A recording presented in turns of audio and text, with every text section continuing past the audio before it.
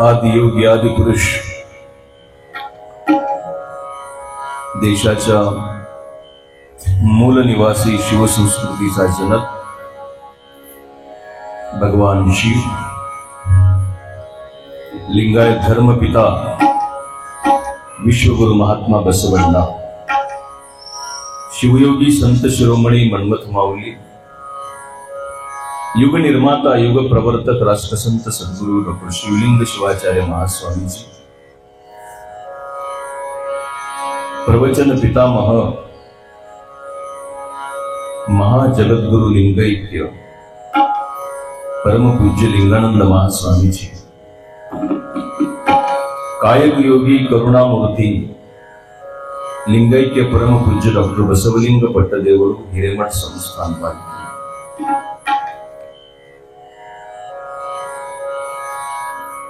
विश्वातील प्रथम महिला जगद्गुरु परम पूज्य डॉक्टर माता महादेवीजी, परम पूज्य डॉक्टर बसवलिंग पट्टदेवळू हिरेमठ संस्थान पालखी, परम पूज्य कोर्लेश्वर महास्वामीजी, विरक्त मठ उस्तुरी, उपस्थित परम पूज्य पंचया स्वामी होरंडीकर, गायक वादक दासोही, श्री कल्लेश्वर मंदिर ट्रस्टचे सर्व सन्माननीय पदाधिकारी कार्यकर्ते, लाट आणि या पंचकृषीतून आलेले सगळे अभ्यागत, शरण आणि शरणी, तुम्हा सर्वांच्या अंतःकरणात स्थित परशिवाला अनंत प्रणिपात करतो. तुम्हाला शरणू शरणार्थी.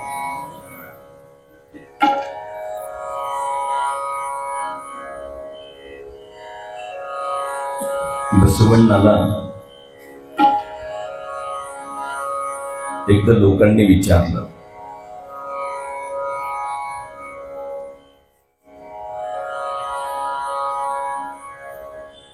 की नेमकं देवाची उपलब्धी होते कोणाला?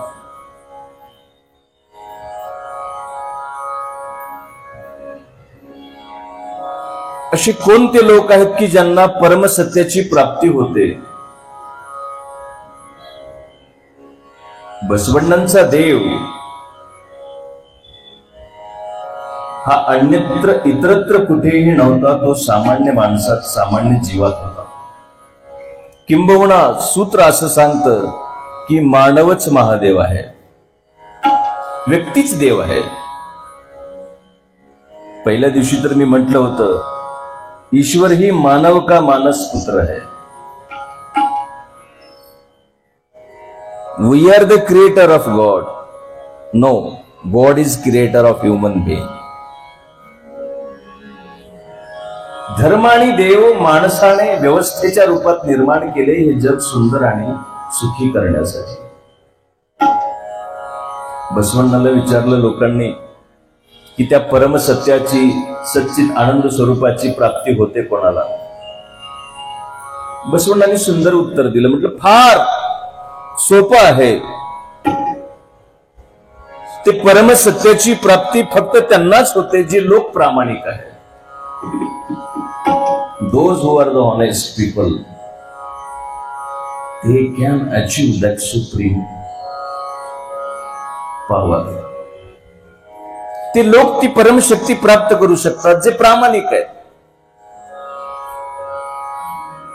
मग उदाहरण दिलं, माणसांनो बघा, मुंग्यांसारखं प्रामाणिक राहता येतं का? वचनांमध्ये लिहून ठेवलंय. म्हणजे किती बारीक ऑब्झर्वेशन होतं बसवण्णांचं. माणसांवरती तर होतच, पशु पक्ष्यांवरतीही होतं, कृमी कीटकांवरती देखील बसवण्णांचं बारीक लक्ष होतं. त्यांनी म्हणलं, माणसांनो बघा, मुंग्यांसारखं जगता येईल का? कसं? मुंगीला साखरेचा डब्बा भेटल्याबरोबर मुंगी काय करते? काय करते? सगळ्या मुंग्यांना गोळा करते. बरोबर आहे ना? सगळ्या मुंग्यांना गोळा करते. हिंदबाईया, सुनबाईया, जाऊबाईया, आयांनो, बायांनो, शेजारीन बायांनो, सगळ्या मुंग्यांनो, सगळेजण या, आपण सगळे मिळून शिस्तीमध्ये, रांगेमध्ये जाऊया आणि तो साखरेचा डबा जो मला मिळालेला आहे, आपण सगळे मिळून तो खाऊया. मुंगीला साखरेचा पत्ता मिळाल्याबरोबर मुंगी सगळ्या मुंग्यांना गोळा करते. बसवण्णा सांगतात, कावळ्याला भाताचं शीत सापडल्याबरोबर कावळा काव काव करतो आणि सगळे कावळे गोळा करतो ना. एखादं भाताचं शीत जरी कावळ्याला सापडलं तर तो कावळा काय करतो, सगळ्या कावळ्यांना गोळा करतो. पण माणसाचंच पिल्लू एवढं खतरनाक आहे, त्या माणसाच्या पिल्ल्याला जर काही भेटलं तर चोरून ठेवेल, आणखीन काही जास्तीचं भेटलं तर लपवून ठेवेल.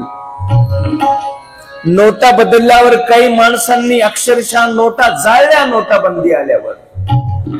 पण गरीबाच्या लेकराला शिक्षणाची फीस भरावी अशी माणसाची नियत झाली नाही. आणि ज्याला लोकांच्या वेदना बघून ज्याच्या संवेदना जाग्या होत नाहीत, अशा माणसाला देव कधीही प्राप्त होत नाही. बसवण्णांनी सांगितले. आपल्याकडं म्हणतात मेल्यानंतर, आता आमच्याकडे तर म्हणतात काळ्या गाईचं शेपूट धरून कैलासाला गेला म्हणतात. तुमच्याकडे कसं आहे? असंच म्हणतात का? पण भडगावला म्हणत नाहीत, तिथे गायी कमी असतील कदाचित. मेलं की म्हणतात ना, नेमकं अंतरला तिरगुत्तीर सती सरी वगैरे मग यानंतरला काळ्या गाईचं शेपूट धरून कैलासाला गेला. काय त्या शेपटामध्ये गायीच्या जादू आहे मला हेच कळत नाही, की तिचं शेपूट धरल्याबरोबर डायरेक्ट कैलासाला. त्यानं कधी नीट बोलत नाही, कधी कोणाला मदत करत नाही, चांगल्या कामामध्ये नेहमी पाय आडवं करतो, लोकांची निंदा करतो, मस्तीनं वागतो, कधीच कुठली जबाबदारी प्रामाणिकपणे पार पाडत नाही. हा देखील मेल्यानंतर काळ्या गायचं शेपूट धरून कसं कैलासाला जाईल? कैलास काय बापाची प्रॉपर्टी नाही कोणाची. बसवण्णांनी सांगितलं, कैलास कैलास म्हणून ओरडणाऱ्या लोकांना ऐका, कैलासाचा पत्ता मी सांगतो तुम्हाला. कैलास कशाला म्हणतात? कैलासाचा अर्थ बसवण्णांनी सांगितलं, जी माणसं, जो व्यक्ती स्वतःचं काम प्रामाणिकपणे करत करत त्या कामामध्ये विरघळतो, काम कुठलंही असू दे,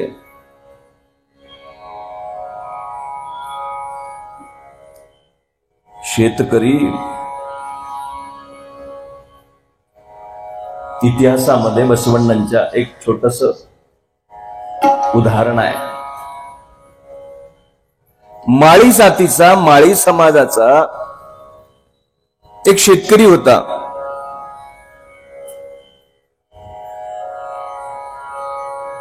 शेतकरी मुदय्याच ना. आणि नांगर मारत असताना तो सारखं देवाचं नाव घ्यायचं. कुठलंही काम करत असताना त्याचं नाव घ्यायचं. एके दिवशी नांगर चालू होतं शेतामध्ये आणि कल्लेश्वराच्या नावाचा जप करत होता तो शेतात काम करत असताना. नांगरावर घामाघूम झाला होता. कष्ट करून गळालेला घाम जो आहे तो काशी रामेश्वरच्या तीर्थापेक्षाही पवित्र आहे असं बसवण्णांनी सांगितलं. आम्ही जेव्हा कष्ट करतो, श्रम करतो, जो घाम येतो तो प्रत्यक्ष तीर्थ आहे. त्यापेक्षा पवित्र तीर्थ राहू शकत नाही. मुद्दय्या नांगरावरती होता आणि तेवढ्यामध्ये कल्लेश्वर बंधाऱ्यावरती उभा राहिला. मुद्दय्याने त्या शेतकऱ्यानं पाहिलं, प्रत्यक्ष कल्लेश्वर उभा आहे, तो नांगरावरती होता. थोडस रान आणखीन शिल्लक होतं नांगरटी करायचं, पण प्रत्यक्ष देव आलाय. देव म्हटला, आता बोलेल तेव्हा बोलेल, बसायला जागा देईल, प्यायला पाणी देईल, आदरातिथ्य करेल, मी देव आहे. पण हा आपला मुद्दय्या अजूनही नांगरावरच होता. कल्लेश्वरानं म्हणला, अरे बाबा, मी त्रिलोकाचा नाथ इथे येऊन थांबलोय, निदान बस तरी बन मला. त्या शेतकऱ्यानं म्हटलं, त्या शरण मुद्दय्यानं म्हटलं, तुम्ही का आलात? मी बोलवलो का तुम्हाला? आता तुम्ही तू सारखं नाव घेतोयस म्हणून मी आलोय. बरं ठीक आहे, आता आलोय ते आलोय, मला बसायला तरी सांग. तो म्हणला, माझ्याकडे वेळ नाही, अजून थोडी शेती नांगरायची शिल्लक आहे, एवढं वावर पूर्ण झाल्यानंतर मी तुमच्याकडे येतो, तोपर्यंत कृपया असंच उभे राहा.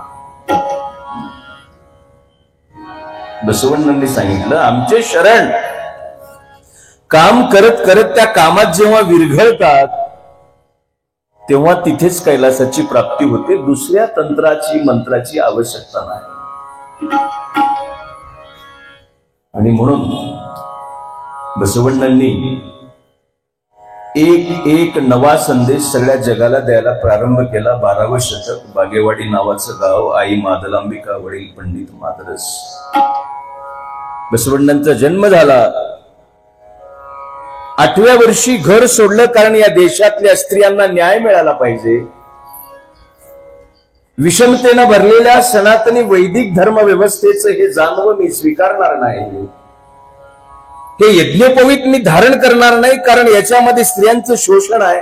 माझ्यापेक्षा माझी बहीण वयानं मोठी असताना तिची मुंज न करता माझी करताय. अगोदर माझ्या बहिणीची मुंज करा. बंडाला सुरुवात झाली, घरातच बंडाची ठिणगी पडली, विद्रोह सुरू झाला. शेवटी वयाच्या 8व्या वर्षी शिक्षा ठोठावण्यात आली बसवण्णांना.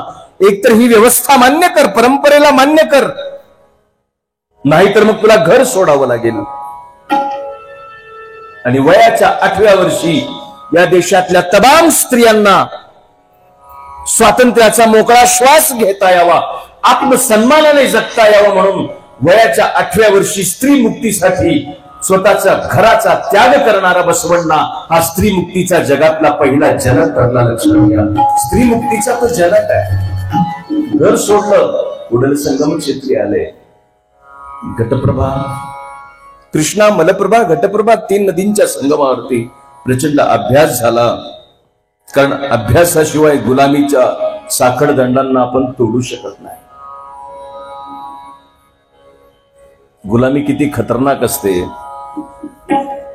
गुलामी किती घातक असते. एक छोटीशी गोष्ट सांगतो, लोक आणखीन हळूहळू यायला लागलेत.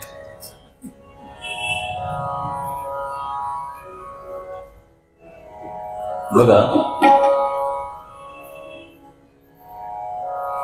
आम्ही गुलाम मानसिकतेमध्ये जगतो आहोत. याचं कारण आहे की आम्हाला सत्याचा आणखीन परिचय झालेला नाही. आणि सत्याचा परिचय पुराण नाही, इतिहास करून देत असतो. मानसिक गुलामी किती जबरदस्त आहे मी सांगतो तुम्हाला. एक उंटाचा व्यापारी होता आणि तो उंटाचा व्यापारी उंट खरेदी आणि विक्री करायचा. अरबस्तान मधली गोष्ट आहे, वाळवंटातली.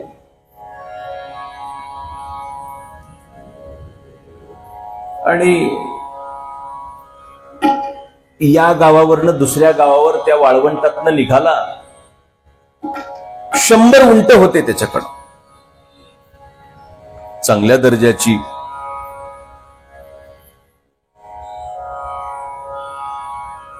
आणि ही सगळी उंट खरेदी विक्री करत असताना निघाला बाजाराच्या गावाला.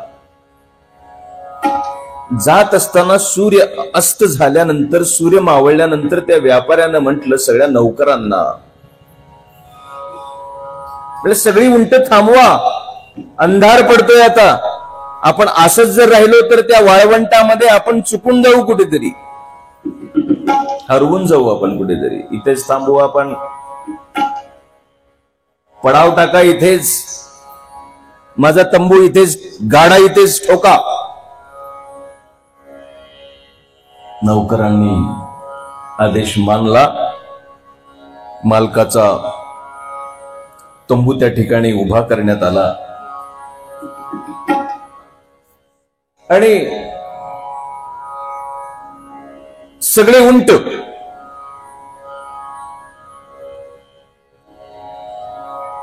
बांधल्याशिवाय पर्याय नव्हता.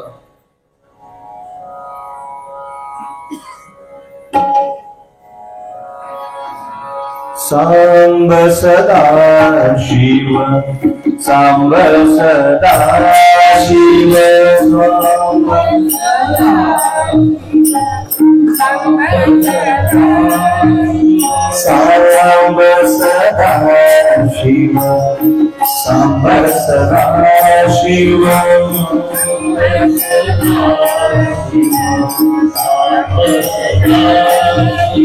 सांब सदा शिव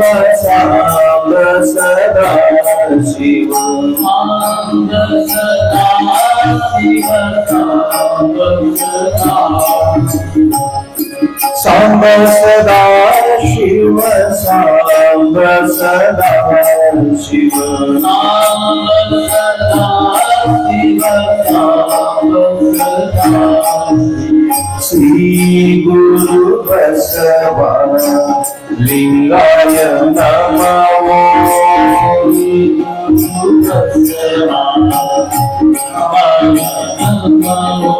श्री गुरु बसवा लिंगाय नमो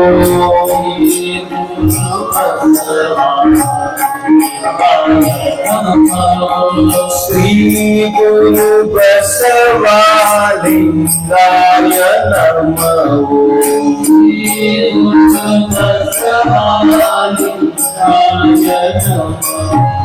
श्री गुरु बसवा लिंगाय नमो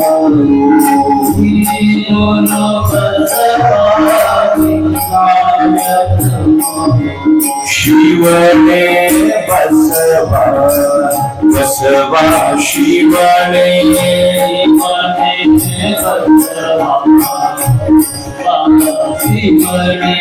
शिवने बसवा बसवा शिवने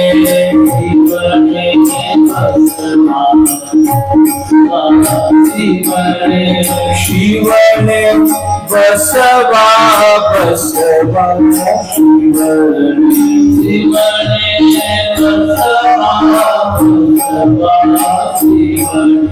सांब सदा शिव सांब सदा शिव सांब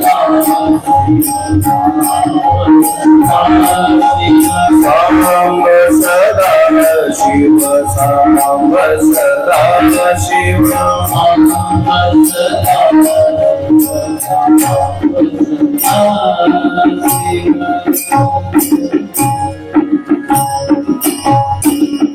व्यापाऱ्याने सांगितलं की सगळी उंट बांधून टाका, आता आपल्या इथेच मुक्काम करायचं.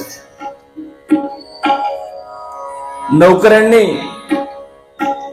पटापटा सगळी उंट बांधायला सुरुवात केली. 100 उंट होती. 99 उंटांच्या खुट्ट्या जाग्यावर होत्या, दोरी आणि खुट्टी. 100व्या उंटाची खुट्टी सापडत नव्हती आणि दोरी पण सापडत नव्हती. मी गोष्ट का सांगतो आहे की सगळ्या गुलामीपेक्षा माणसाची मानसिक गुलामी सगळ्यात घातक आहे. भौतिक गुलामी, राष्ट्राची गुलामी, आर्थिक गुलामी, सगळ्या गुलामीच्या साखळदंडांना तोडणं सोपं आहे, पण मानसिक गुलामीचे साखळदंड सहजासहजी तुटत नाहीत. ते तोडण्यासाठी बसवण्णांची कथा आहे, महापुरुषांचा इतिहास आहे. 100व्या उंटाची खुट्टीही सापडत नव्हती आणि दोरी पण सापडत नव्हती. नौकर पळत पळत आला मालकाकडे. मालकाला म्हटला, मालक मालक प्रॉब्लेम झाला. मालकाने म्हणलं, काय झालं? काही नाही, 99 उंटांच्या खुट्ट्या आणि दोऱ्या सापडतात, त्यांना बांधलेला आहे, पण 100व्या उंटाची मात्र खुट्टी आणि दोरी सापडत नाही, काय करायचं? मालक हुशार होता. मालक हुशार होता ह्या वाक्याला आपण दुरुस्त करूया. मालक हुशार होता असं म्हणण्यापेक्षा जो हुशार असतो तो मालक असतो. मालक हुशार होता. मालकानं म्हणलं त्या नौकराला, अरे बाबा 99 उंटांच्या खुट्ट्या आणि दोऱ्या सापडल्या ना, बांधलं ना? हो बांधलं. 100व्या उंटाची खुट्टी आणि दोरी सापडत नाही. मालक म्हणला मग काय झालं? बांधकी तसंच. काय म्हणला? बांधकी तसंच. नोकर म्हणला तसंच कसं बांधू? दोरी नाही, खुट्टी नाही, बांधू कसं? मालकानं म्हणलं तसंच बांध. तसं म्हणजे कसं? बांधल्यासारखं कर ना. बांधल्यासारखं कर. नोकर म्हटला बांधल्यासारखं असंच करायचं. दोरी नाही, खुंटी, हो बांधल्यासारखं. तुला माहिती आहे खुट्टी नाही, दोरी नाही, उंटाला काय माहिती? उंटाला काय माहित नाही. ते आपला अभिषेक करून उंट परेशान आहे. ते तीर्थाटन करून उंट परेशानच आहे. उंट परेशान आहे पाया घेऊन. उंट परेशान आहे पालखीला खांदा लावून. उंट परेशान आहे, त्याला काहीच माहित नाही. उगम मम म्हणायचं, हात जोडायचं, पड पाया दे दक्षिणा. उगम मम मन, हात जोड, फिरी उदबत्ती लाव, कुंकू लाव, हळद लाव. उगम मम मन मम मन मम मन. त्याला काही माहित नाही. त्या उंटाला काहीच माहित नाही. बांधल्यासारखं कर. नौकर गेला, खुट्टी मारल्यासारखं केला. ही प्रिटेंडेड टू डू दॅट. ढोंग केला त्याने. खुंटी मारल्यासारखं. उंट बघत होता काहीतरी मारतोय रोज मारल्यासारखं. आणि मग त्याला अशी दोरी बांधल्यासारखं केला. मग गळ्याला दोरी बांध, पुढे हात फिरवला फक्त असं केलं आणि पाठीवर थाप मारली. उंटानं समजून घेतलं आता आपण बांधलो गेलो आहोत. समजून घेतलं. हे समजून घेणं म्हणजेच गुलामी आहे. आणि काय समजून घेतलंय हे पक्क जेव्हा समजतं तेव्हा स्वातंत्र्याला सुरुवात होते. समजून घेणं दोन्ही विषय आहेत. आला मालकाकडं नौकर.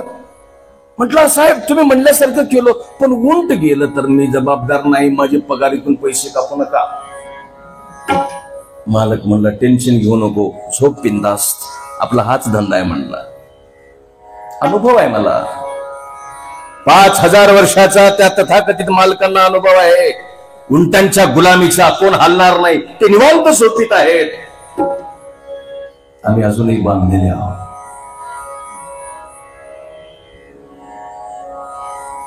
मालकांना म्हटलं बिंदास्त झोप. तरी नौकर तरमळत तरमळत कसं तरी झोपला. सकाळी लवकर उठला, पळत पळत गेला. उंट जाग्यावरच होता. बरं वाटलं त्याला. त्यांनी सगळ्या 99 उंटांच्या खुंटीवरचे दोरे सगळे सोडले. सगळे उंट प्रवासाला निघाले. पण हा उंट अजूनही जाग्यावरच थांबला होता, कारण बांधला होता. नौकरांना पाठीमागनं ढकललं, काठीनं मारलं, पुन्हा ओढलं, तरी उंट जाग्यावर थांबून होता, कारण तो बांधलेला होता. पळत मालकाकडे आला. म्हणला दुसरा प्रॉब्लेम झाला. काय प्रॉब्लेम आहे? काही नाही. रात्री जो आपण उंट आहे ना तो काही जागचा हालत नाही. तो अजिबात इकडे तिकडे सरकत नाही. काय करायचं आता, कसं करायचं आता, सांगा लवकर. हालत नाही जागेवर ना तो. असं. अरे बाबा, तू त्या उंटाला बांधलायस ना मूर्खा, अगोदर सोड, मग ते जाईल, हालेल जाग्यावर. तो म्हंटला मी बांधलोच नाही. अरे बाबा तुला माहितीये उंटाला काय माहिती. जा. परत तो गेला. जसं बांधलं होतं तसं सोडल्यासारखं केला. आणि पाठीवर थाप मारल्याबरोबर मागे पडलेला 100वा उंट 99 उंटांना ओव्हरटेक करून सगळ्यात पुढे गेला. लक्षात घ्या, पळत गेला सगळ्यात पुढे. ही मानसिक गुलामी आहे. म्हणून स्वामींनी परमरसामध्ये एवढं सुंदर वर्णन केलं मानसिक गुलामीचं. म्हणजे आम्ही कोणीही गुलाम नाही आहोत. जो मुळी बांधिलाच नाही, तया सुटला म्हणावे काहे. आम्ही मुक्त आहोत. पण ही जाणीव शरणांना होती, बसवण्णांना होती की समाज मुक्त झाला पाहिजे. त्याची मानसिक गुलामी आहे. प्रत्यक्ष आम्ही नाही बांधलो गेलो. आमची मानसिक गुलामी आहे. मानसिक गुलामी संपविण्यासाठी बसवण्णांनी अनुभव मंडपाची निर्मिती केली. फक्त नागम्मा बहीण ताकदीनं बसवण्णांच्या पाठीमागे उभी राहते. आपण पाहिलं लिंगायत धर्माचा बीजारोपण हे स्त्री मुक्तीच्या विचारातून झालेलं आहे. Situation create the leader and again leader create the situation. Lingayat धर्माची परिस्थिती ही स्त्री मुक्तीच्या साठी झाली, निर्माण झाली, जन्म झाला लिंगायत धर्माचा. स्त्री मुक्त झाली पाहिजे म्हणून. पण केवळ स्त्री मुक्तीची चळवळ बसवण्णांनी राबवली नाही. समाजामध्ये सर्व अर्थाने सर्व स्पर्शी क्रांती करायची आणि म्हणून मुक्त असणारी मन, विद्रोह मांडणारी मन, व्यवस्थेचं परिवर्तन करू पाहणारी सुदृढ मन, सशक्त मन, त्याला लागणारे मजबूत मनगट, त्याला लागणारी विवेक बुद्धी आणि त्याच्यासाठी सर्वस्व पणाला लावणारी शरणांची जन्मांची फळी, हे सगळं निर्माण करण्यासाठी बसवण्णांनी अनुभव मंडप निर्माण केलं. मुक्त संवाद केंद्र होतं. धनगरांनी धनगरवाड्यातनं बाहेर यावं, महारवाड्यातनं त्यांनी बाहेर यावं, मांगवाड्यातनं मांगवांनी बाहेर यावं, सगळ्यांनी त्यांच्या त्यांच्या बंदिस्त वाड्यातनं बाहेर यावं. जातीची सगळी आवरणं बाजूला ठेवून अनुभव मंडपात प्रवेश करावा. बसवण्णांनी अनुभव मंडपाच्या भव्य प्रवेशद्वारामध्ये उभं राहून 12व्या शतकामधल्या तमाम जातींना, एससी एसटी मायनॉरिटी, ओबीसी, अल्पसंख्याक, आदिवासी, वनवासींना सगळ्यांना हाक मारली. इवनारव इवनारव इवनारव वंदेवी सदिरय्या. बसवण्णांनी म्हटलं हा कोणाचा, हा कोणाचा, हा कोणाचा असं म्हणू नका. ते महार आहे, ते मांग आहे, ते कुंभार आहे, ते कोळी आहे, ते माळी आहे, तो जैन आहे, तो मराठा आहे, तो परीटा आहे, तो बुरुडा आहे, तो लमानी आहे, तो साळी, माळी, तेली, न्हावी, कोष्टी, तो धनगर आहे, तो वंजारी आहे, तो काळा आहे, तो गोरा आहे, तो आपला आहे, तो परका आहे, तो छोटा आहे, तो मोठा आहे, तो बंगल्यात राहतो, तो झोपडीत राहतो, असं काहीच म्हणू नका. मग काय म्हणा? इवनम्मव इवनम्मव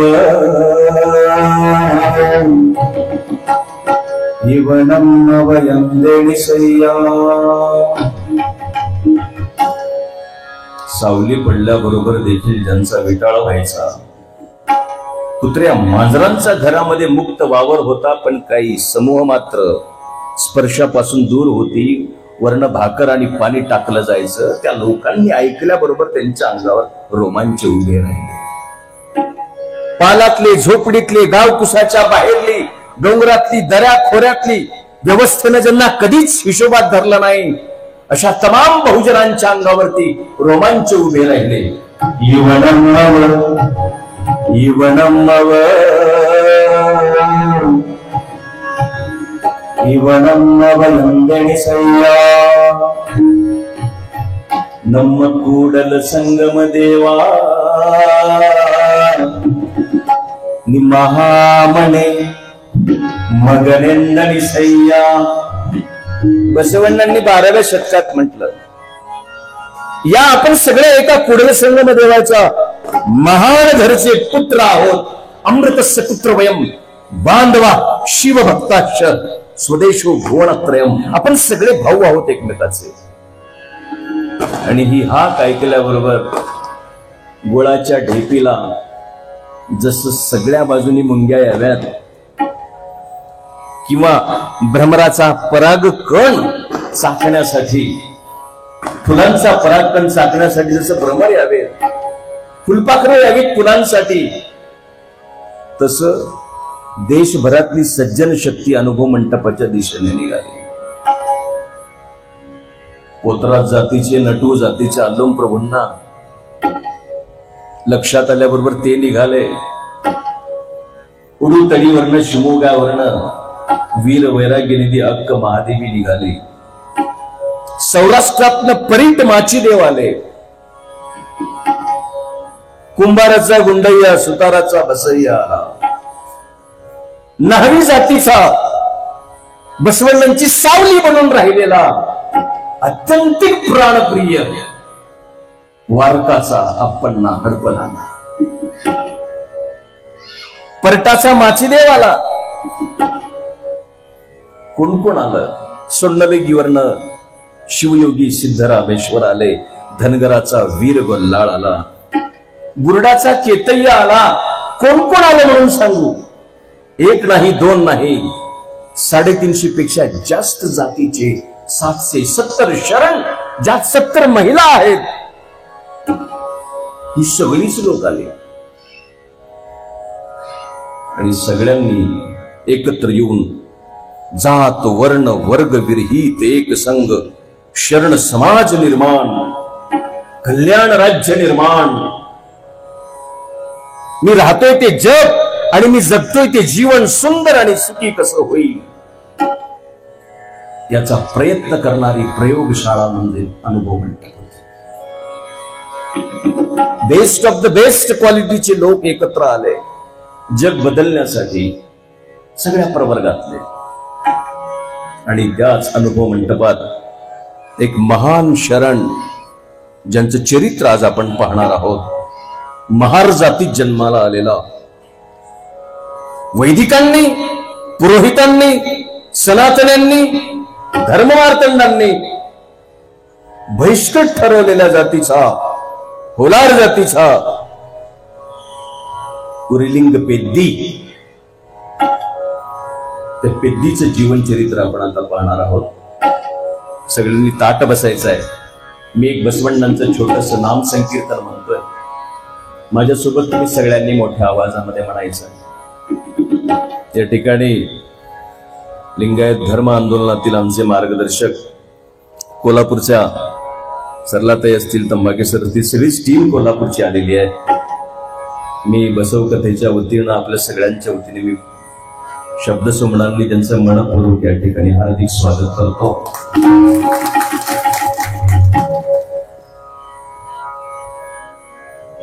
खर तर कोल्हापूरचा परिचय आमचा झाला तो त्यांच्यामुळेच झाला. लिंगायत महामोर्चा आणि त्या मोर्चेत बसव कथेची चर्चा मोठ्या प्रमाणात झाली. छोटस नाम संकीर्तन म्हणतोय, माझ्या पाठीमागे म्हणायचं, आणि त्यानंतर आपण उर्लिंग पेद्दीचं चरित्र पाहूया. बसवा गुरु बसवा, बसवा गुरु बसवा, बसवा गुरु बसवा, बसवा गुरु बसवा,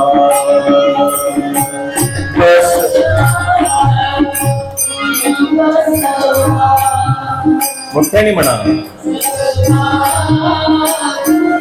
आणखीन एकदा म्हणा.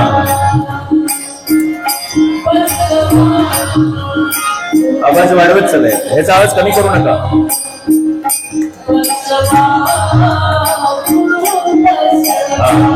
कॉन्स्टंट ठेवा आता. बसवा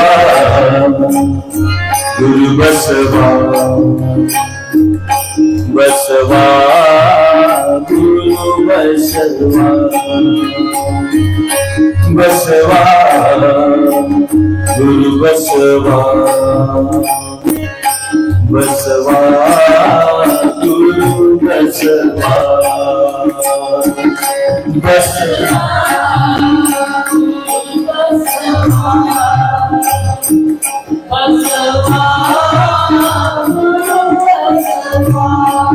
आणखी एकदा. गुरु बसवा, बसवा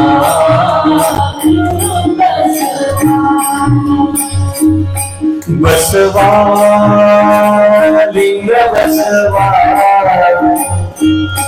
बसवा जंगम बसवा, बसवा लिंग बसवा,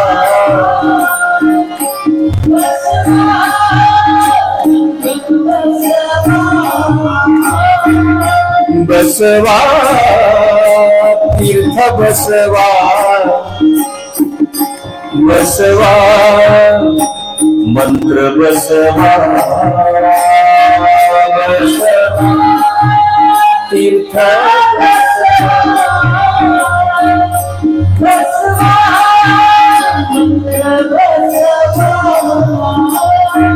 बसवा गुरु बसवा बसवा गुरु बसवा बसवा गुरु बसवा बसवा गुरु बसवा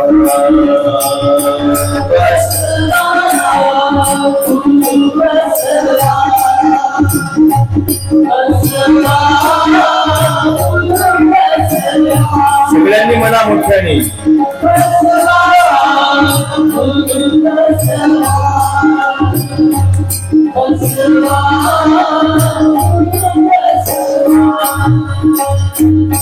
बसवा माता बसवा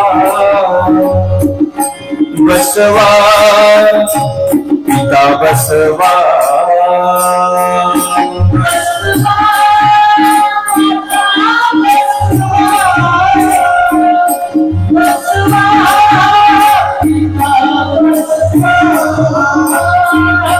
बसवा धर्म बसवा बसवा कर्म बसवा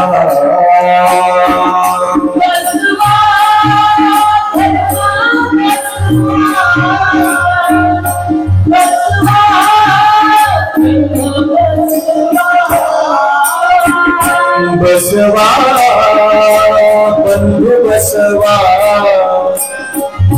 बसवा मित्र बसवा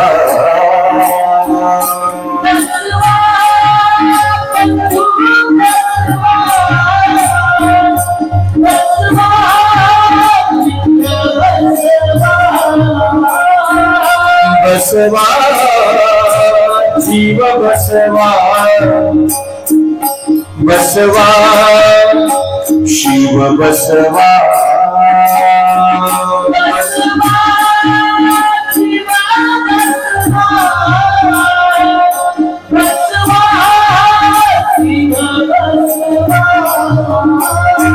बसवा गुरु बसवा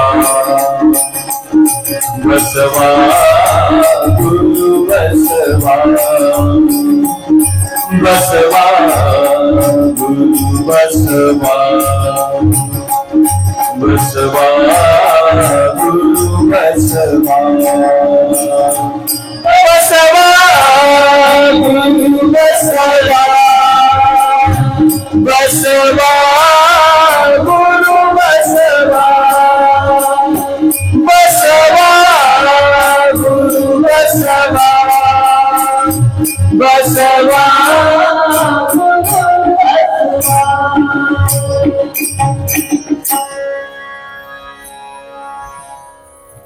कथेचा प्रारंभ होतो नांदेड जिल्ह्यात. नांदेडला पूर्वीच्या काळी नंदीग्राम असं म्हणायचं. आजही नांदेडला जाणाऱ्या रेल्वेला नंदीग्राम एक्सप्रेस असं म्हणतात. त्या नांदेडातली ही घटना आहे. बसवण्णांची कथा, शरणांची कथा सत्य कथेवर आधारित आहे. ती घडलेली घटना आहे, तो इतिहास आहे. नांदेडला गोदावरीच्या किनाऱ्यावरती एक छोटीशी झोपडी बांधून पेद्दी नावाचा एक चोर राहत होता.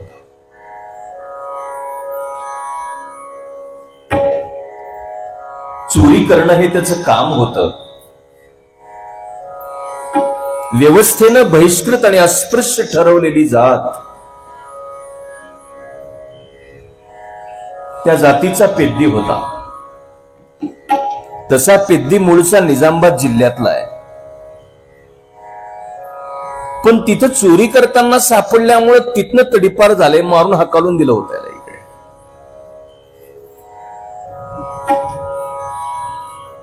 पर्याय नव्हता, कारण स्पर्शच कोणी करत नव्हतं, तर मग नोकरी देणार कोण?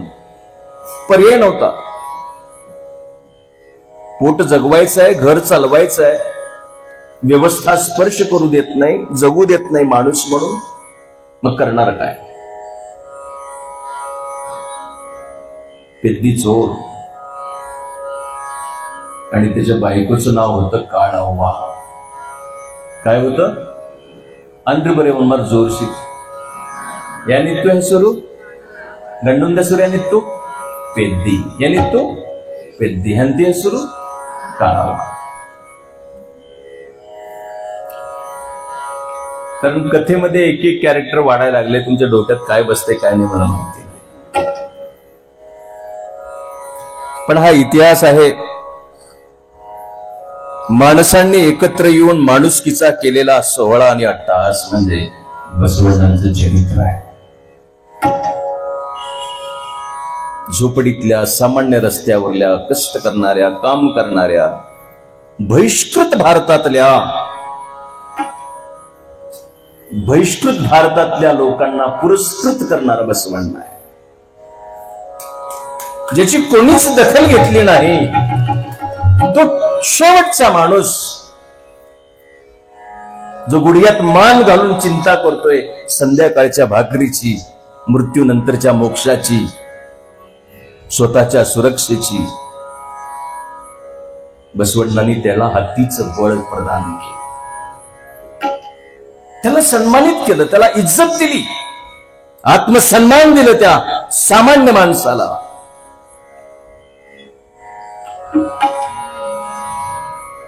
बायकोचं नाव काय? काळवा.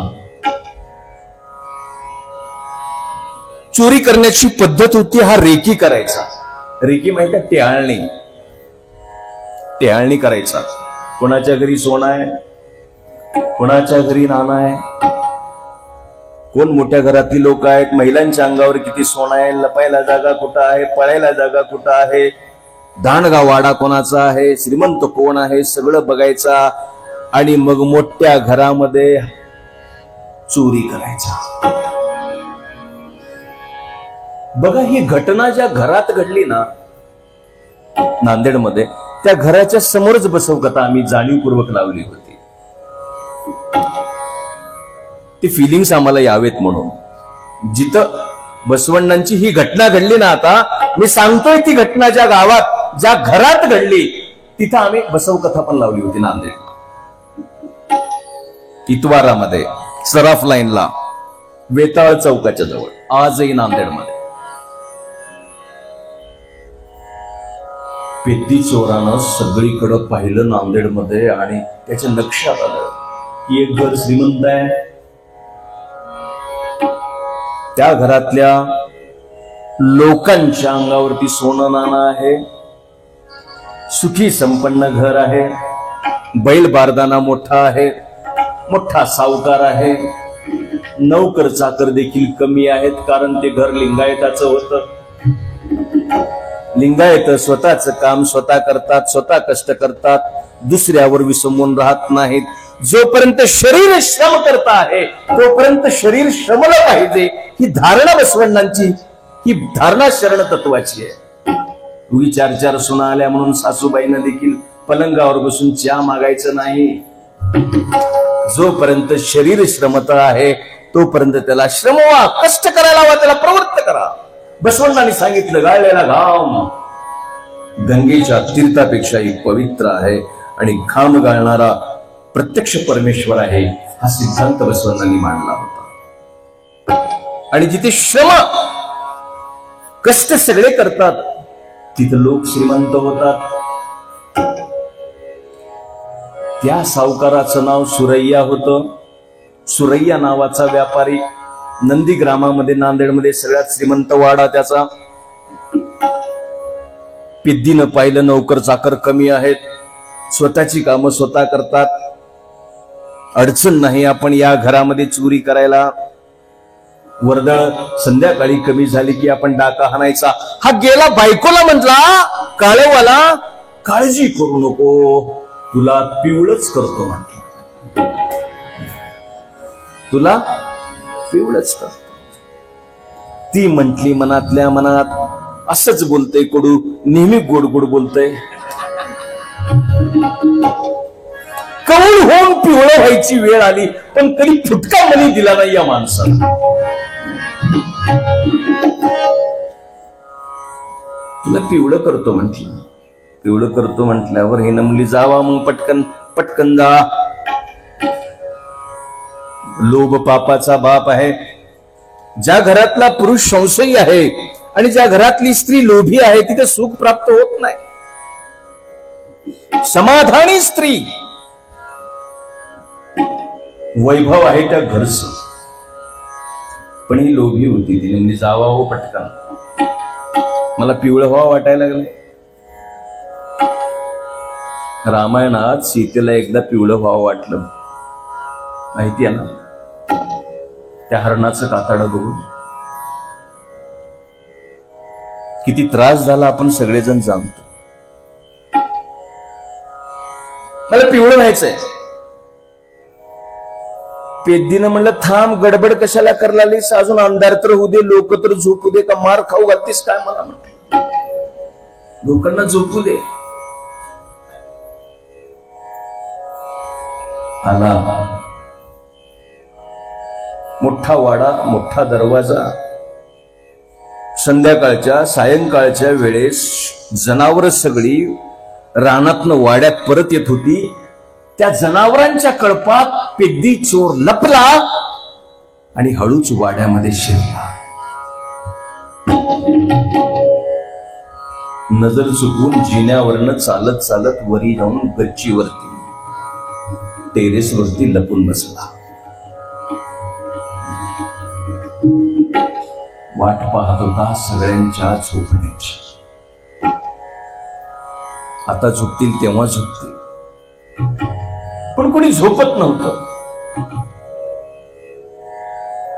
विचार करायला लागला, 9-10 वाजले, अजून घरातली माणसं कशी झोपत नाहीत. 11 वाजले, 9-10 झाले, 11 झाले, रात्रीचे 12 झाले.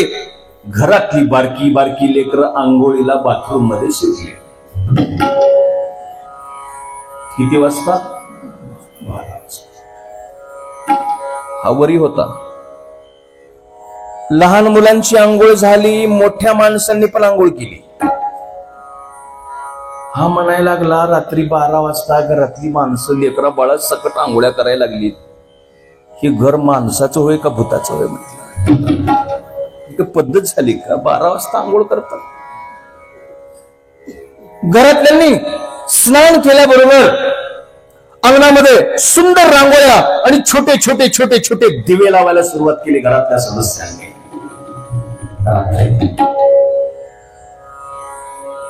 अंगणामध्ये सुंदर प्रकाश पसरला सगळीकडे.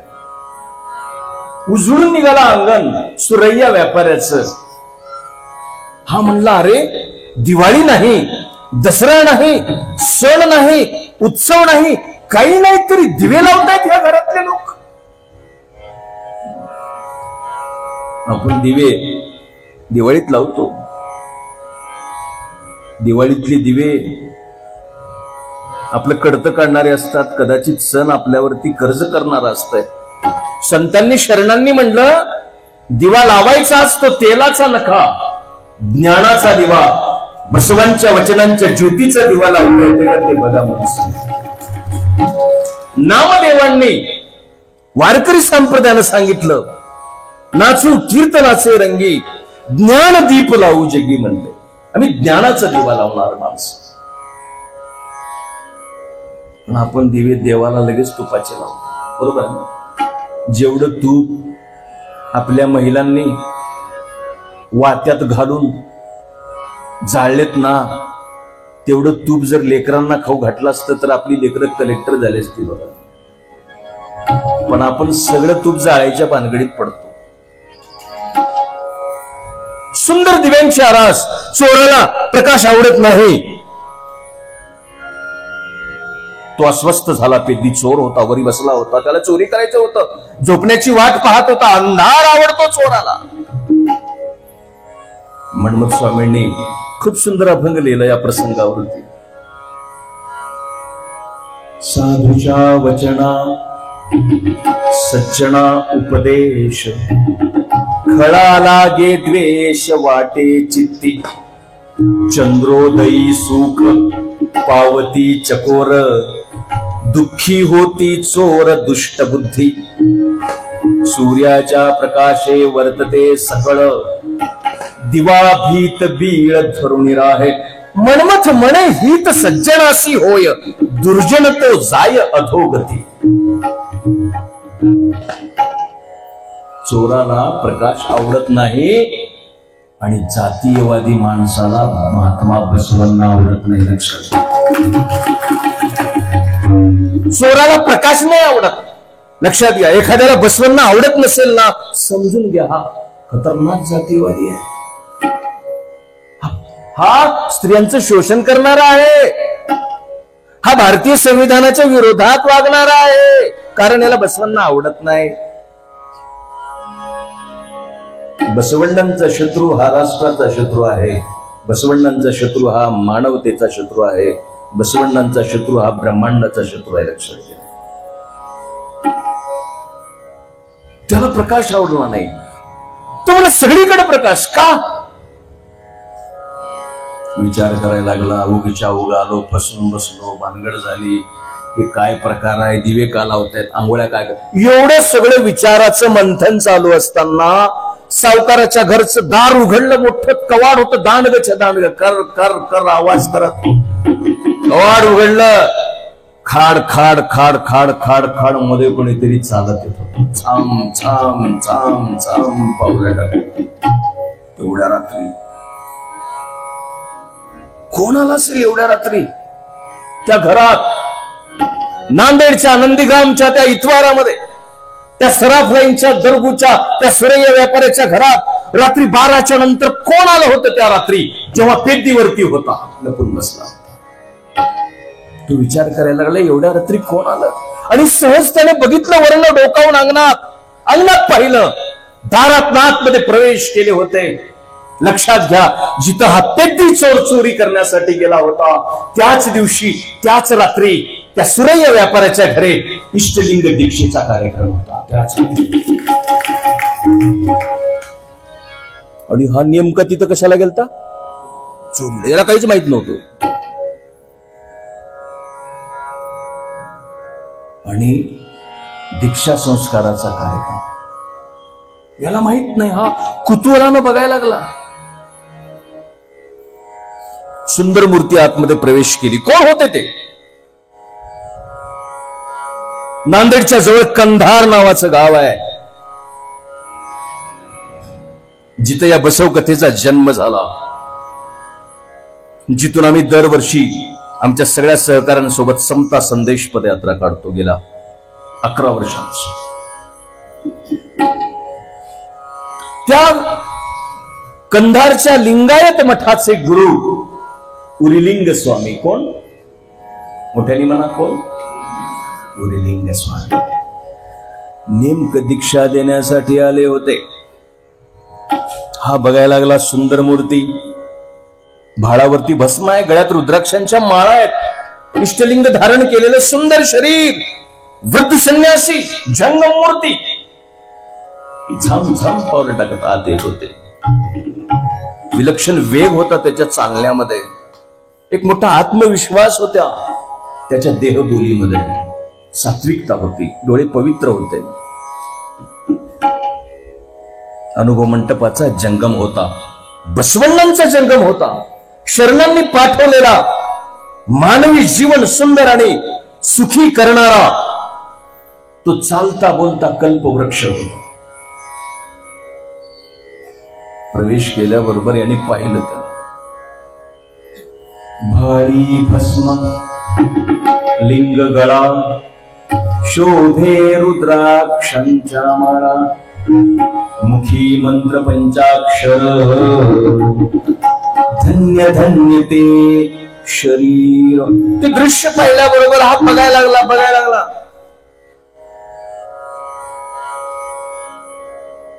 उर्लिंग स्वामींचं आगमन झालं, सद्गुरूंची पूजा झाली, दर्शन झालं, आरती झाली गुरूंची, आणि बसले आसनावरती. दीक्षा संस्काराला प्रारंभ झाला. त्याच्या पूर्वी छोटी छोटी मुलं समोर बसली होती. बघा योग कसा आहे. हा गेला होता चोरी करायला, पण तिथं प्रत्यक्ष बसवण्णांनी पाठवलेला जंगम त्याला पाहायला मिळाला. जीवनात परिवर्तन व्हायला फार वेळ लागत नाही, फक्त ठिणगी पडायला हवी. पेद्दी चोर होता, चोरी करायला गेला, पण त्या दिवशी उर्लिंग स्वामींच्या दर्शनाने त्याच्या भाग्याचा उदय झाला होता. त्याचं भाग्य बदलायला आलं.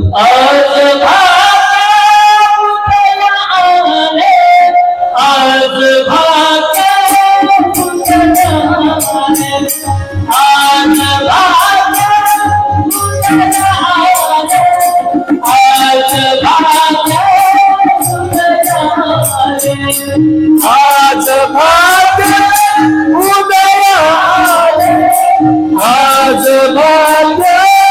उदय आले, आज भाग्य उदय आले, आज भाग्य उदय आले,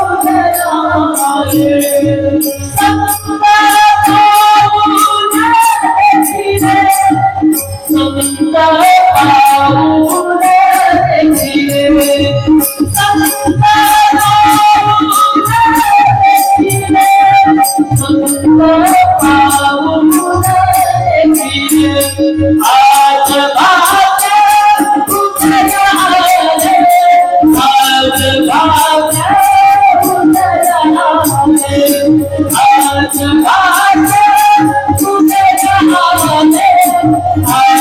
भाग्य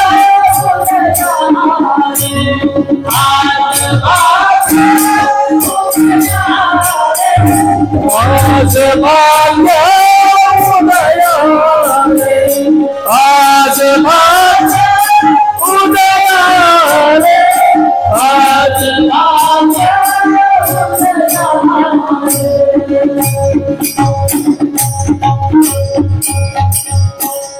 आज भाग्य उदयाले संत पाऊल देखिले, ओघ जान्हवीचा आला, स्नान घडले पतिताला, आनंदले माझे मन, चित्त झाले समाधान, जीवना लागी ऐसे झाले. संत पाऊल देखिले. जीवन महाराजांचा अभंग आहे. मन्मथ स्वामींच्या सोबत काम केलं जीवन महाराजांनी, आणि जीवन महाराज जातीनं मारवाडी होते, आणि काम मन्मथ स्वामींबरोबर केलं, अभंग लिहिली.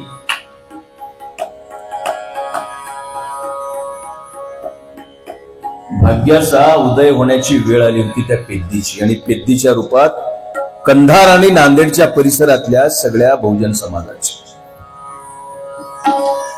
दीक्षेला छोटी छोटी मुलं बसली. बघा, लहान असतानाच मुलांना इष्टलिंग दीक्षा द्या म्हणून धर्मानं सांगितलं. का? आपलं म्हातारपण आनंदात जावं असं जर वाटत असेल तर पर्याय एकच आहे, मार्ग एकच आहे. आपल्या संततीला आपण लहानपणापासूनच धर्माकडे वळवणं आवश्यक.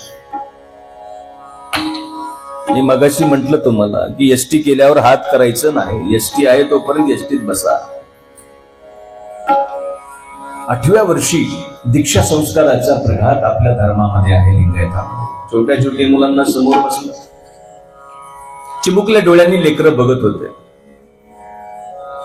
मुलं हुशार असतात, ग्रास्पिंग पॉवर, आकलन शक्ती त्यांची मजबूत असते. वय झालं की मग काही लक्षात राहत नाही, काय बोललो ते पण लक्षात राहत नाही. स्मरणशक्ती संपते. मोबाईल नंतर स्मरणशक्ती संपायला सुरुवात झालेला आहे आता कार्यक्रम सगळा आपला.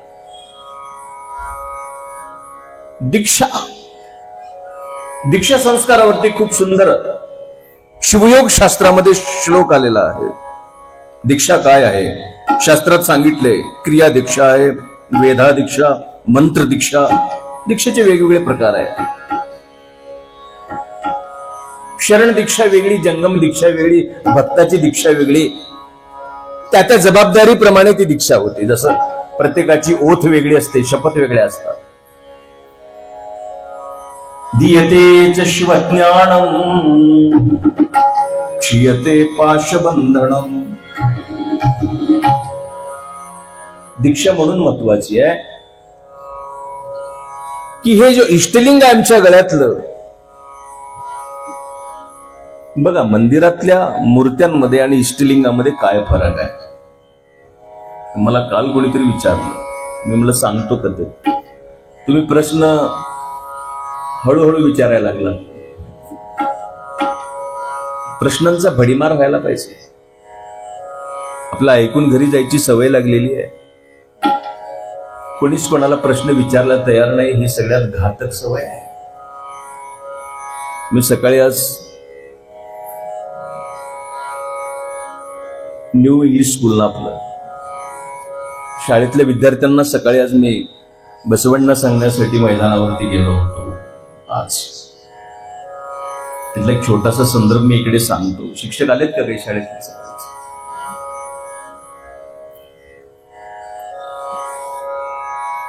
आमच्या मनामध्ये प्रश्नांची उकल झाली पाहिजे, प्रश्न निर्माण झाले पाहिजे. दीक्षा काय आहे? बसवण्णांचं एक स्पष्ट म्हणणं होतं, शिक्षा केल्याने माणसं सुधरत नाहीत. शिक्षा केल्याने माणसं सुधरत नाहीत, माणसं दीक्षा दिल्याने सुधरतात. हे बसवण्णांचं तत्व होतं. ती शिक्षा करून नाही सुधरत. दीयते च शिवज्ञानम. प्रत्येक माणसाला. कारण बसवण्णांनी म्हणलं मंदिरात जायला गर्दी आहे, मंदिरात येऊ देत नाहीत. काही ठिकाणी तर तिकीट आहे, श्रीमंताला लवकर आहे, गरीबाची बेजारी आहे. 4 पैसे लवकर दिले तर शॉर्टकटनं दर्शन आहे. आता शॉर्टकटनं दर्शन देणारा देव काय कामाचा आपल्या? बरोबर आहे ना? धर्मात शॉर्टकट नाहीये. धर्मात पण शॉर्टकट, धर्मात पण वशिला, धर्मात पण रिकमेंड. एका गुरुकुलातल्या गुरुने आपल्या विद्यार्थ्यांना सांगितलं की 12 वर्षाचा तुमचा अभ्यासक्रम पूर्ण झालेला आहे, उद्या तुमची परीक्षा आहे. आणि जो विद्यार्थी उद्या परीक्षेमध्ये उत्तीर्ण होईल त्याला मी माझी गादी देईन, माझा वारसदार ठरवेन. विद्यार्थी सगळे आनंदी झाले. वा, आपण आता गुरूंच्या गादीवरती बसणार, परीक्षा आहे उद्या. प्रत्येक विद्यार्थ्याला वेड होतं त्या ठिकाणी बसण्याचं, त्या सिंहासनावरती. खुर्ची कुठली असू दे, ती माणसाला खुणवते, ती माणसाला आकर्षित करते. गुरूंनी सांगितलं तुमची उद्या परीक्षा आहे, जो परीक्षेत पास होईल त्याला मी माझी खुर्ची देईन, त्याला माझा उत्तराधिकारी घोषित करेन. म्हणल्याबरोबर सगळे विद्यार्थी आपापल्या घरी गेले. गावाच्या जवळच मठ होता, मठातनं घरी आले. रात्रभर अभ्यास केला, सगळ्यांनी अभ्यास केला. सकाळ झाली, 8 वाजता गुरूंनी यायला सांगितलं होतं. गावातनं सगळे विद्यार्थी मठाकडे निघाले. गावाच्या कडेला माळावरती मठ होता. चालत चालत पोरं मठाकडे निघाले. 8 वाजता यायचं होतं. बरोबर 8 वाजता सगळीच पोरं आली, पण एक पोरगा आला नाही. एक जण आला नाही. एक जण. कोण तो? सगळ्यात हुशार होता तो, सगळ्या विषयामध्ये प्रवीण होता तो, सगळ्या विषयामध्ये पारंगत होता तो, आज्ञाधारक होता तो, संवेदनशील होता तो, अत्यंत नियमाने काटेकोरपणे जगणारा विद्यार्थी तोच आला नाही. सगळ्यांना वाटलं बरं झालं तो हुशार विद्यार्थी आला नाही, आता आपला नंबर लागेल. 8 वाजले, 9 वाजले, 10 वाजले. विद्यार्थ्यांनी म्हटलं गुरुजी परीक्षा घ्या ना लवकर, एका माणसासाठी एवढी वाट पाहायची राहते का? गुरुजींनी म्हटलं थांबा थांबा, दूरवरनं कोणीतरी येतंय, मला भास होतोय, मला दिसतंय, दूरवर बघा, तिकडे बघा. पळत पळत धापा टाकत, घाम गाळत, घाम पुसत तो मुलगा येत होता. आल्याबरोबर गुरूंनी त्याला विचारलं, का रे परीक्षेच्या दिवशी एवढा उशीर? सगळे विद्यार्थी 8 ला बरोबर आले आणि तू तासभर लागला तुला येण्यासाठी? त्या मुलांनी उत्तर दिली, तसं नाही गुरुजी. मग सगळ्यांसोबत मीही निघालो होतो. मग काही नाही, आपल्या मठाकडे जो रस्ता येतो ना, त्या रस्त्यावरती खूप काही काटे पेरलेले होते. फणगऱ्याच्या फणगऱ्या, बोरीचे पाटे, ह्याचे पाटे, सगळे काटे होते, दगड होते. आणि तो रस्ताच बंद पडला होता, काटा कुट्यांनी भरला होता. मी त्या मार्गावरले सगळे काटे बाजूला सारले, सगळे दगड बाजूला सारले, म्हणून मला येण्यासाठी वेळ झाला. गुरुजींनी म्हणलं, शब्बास, बरोबर आहे, तू परीक्षा पास झालास, हीच परीक्षा होती म्हणून सांगितलं. दुसरी परीक्षा होती, हीच परीक्षा होती. जो मार्गावरले काटे काढतो तोच धर्मात उत्तराधिकारी बनू शकतो. बाकीच्या पोरांना प्रश्न विचारला गुरुजींनी, काय रे, तुम्हाला काटे दिसले नाही, तुम्हाला दगड दिसली नाही? पोरं रुबाबात म्हटली, तसं नाही, दिसली आम्हाला, पण आम्ही शॉर्टकट आणला. धर्मामध्ये शॉर्टकट नाही, कुठेही असेल, पण धर्मात नाही. मी सांगत होतो, दीक्षेला सगळी मुलं बसली आणि सांगितलं गुरूंनी, उरलिंग स्वामींनी, की तुम्हाला प्रत्यक्ष परमात्मा तुमच्या तळहातावरती मी ठेवतोय.